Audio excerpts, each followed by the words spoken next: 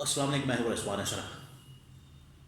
पंजाब की जो वज़ीर आला है मरीम नवाज ऑलरेडी रडार के ऊपर मौजूद हैं।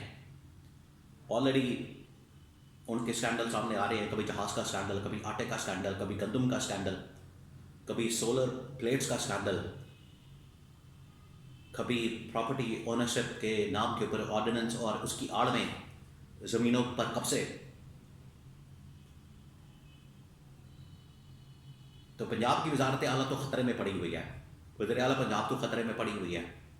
और लाहौर हाई कोर्ट के अंदर एक बार फिर से पिटीशन दायर की गई है प्रॉपर्टी ओनरशिप ऑर्डिनेंस के खिलाफ। और उसके होते हुए, इस ऑर्डिनेंस के होते हुए जो फैसले किए गए उनको भी ख़त्म कर दिया गया लाहौर हाई कोर्ट की जानब से। इसके बारे में बड़ी अंतरीन मालूमात। दूसरा ये कि पंजाब के बाद जो सिंध के वज़ीर आला हैं वो भी इस वक्त डामाडोल है, उनकी सिचुएशन भी डामाडोल है, उनको भी ख़तरात लाहक है।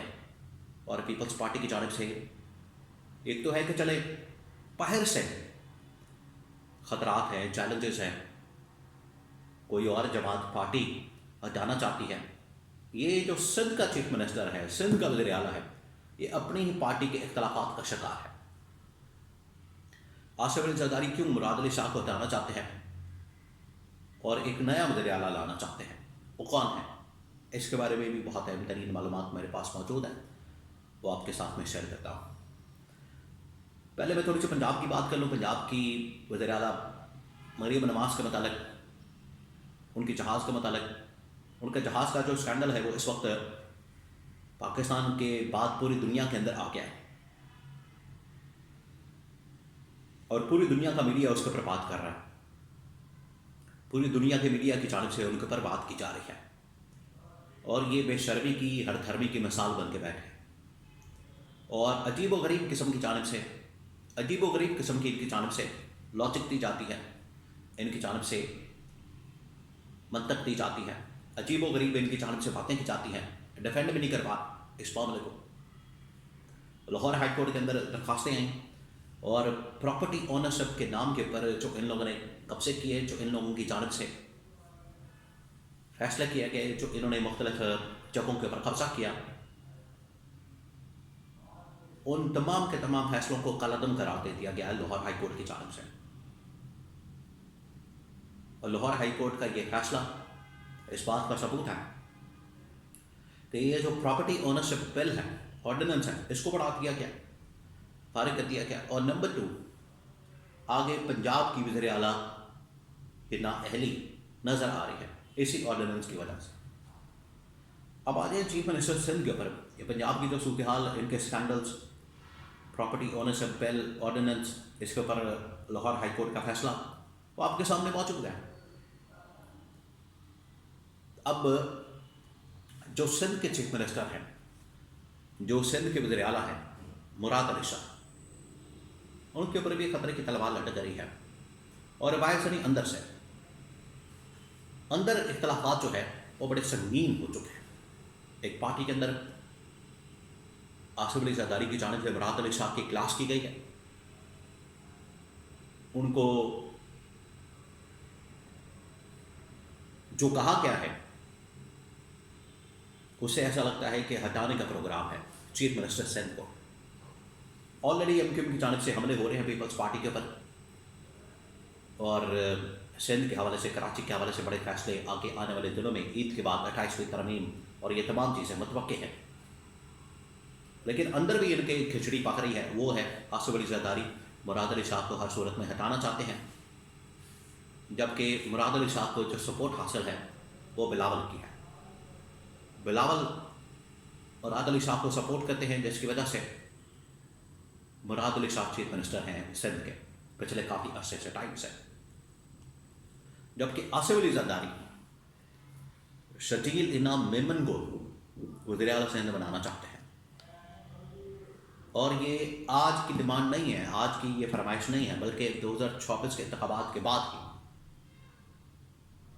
वो सिंध के वज़ीर आला को चेंज करना चाहते थे और नया चीफ मिनिस्टर शजील मेमन को लगाना चाहते थे, क्योंकि इससे पहले ये टेन्योर ले चुके थे ये और एक और टेन्योर इनको दिया गया है। तो चीफ मिनिस्टर सिंध, वज़ीर आला सिंध मुराद अली शाह, उनकी वजारत आला भी इस वक्त खतरे में पड़ चुकी हैं।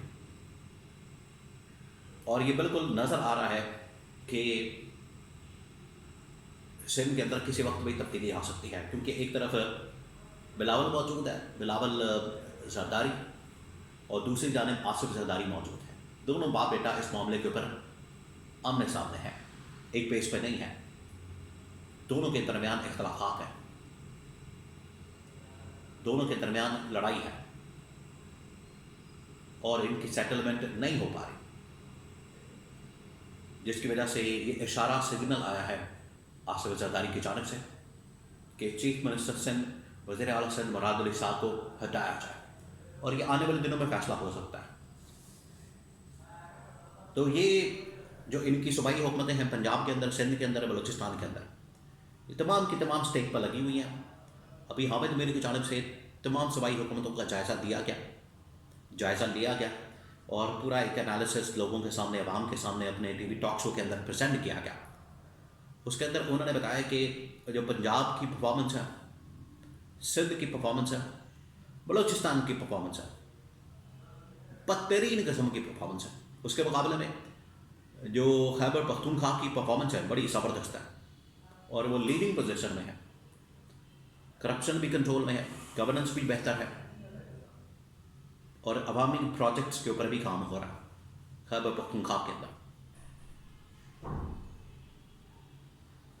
ये कंपैरिजन किया गया।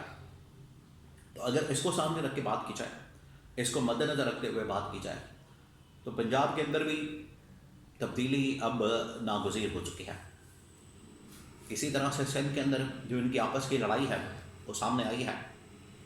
एक तरफ MQM की जानिब से प्रेशर मौजूद है, MQM इनके ऊपर प्रेशर डाल रही है, और दूसरा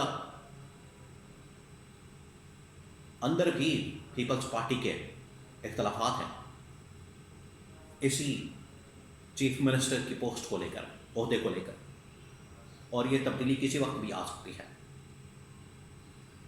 और नंबर 3, जब ये 2 तब्दीलियाँ होंगी तो फिर उसके बाद बलूचिस्तान के अंदर भी तब्दीली आ सकती है।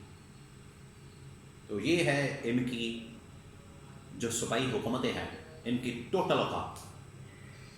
कारकर्दगी है कोई नहीं, परफॉर्मेंस है कोई नहीं। लड़ाई झगड़े, ओहदों के लिए बंदरबान, ठेकों के लिए शोर मचाना, भाग दौड़ करना, बस यही अब इनके पास काम रह गया है।